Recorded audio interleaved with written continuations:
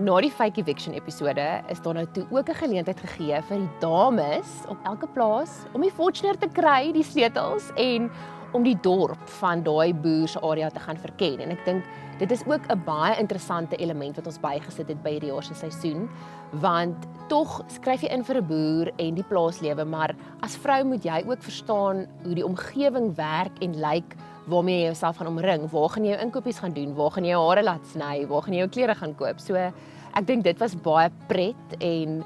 dit wys ook net meer van die omgewing en die platteland, en ek dink hier en daar dat alles nie noodwendig altyd net maklik bekombaar is nie, en vir iemand wat van die stad afkom, dink ek is dit regtig belangrik om dit ook in ag te neem as jy so groot keuse in jou lewe maak. En ja, dit was pret. Ek dink die snaakste wat ek onthou is hulle moes vir Quintus sy braai uitrusting gaan koop en hulle het vir hom die belaglikste hemp op aarde gebring.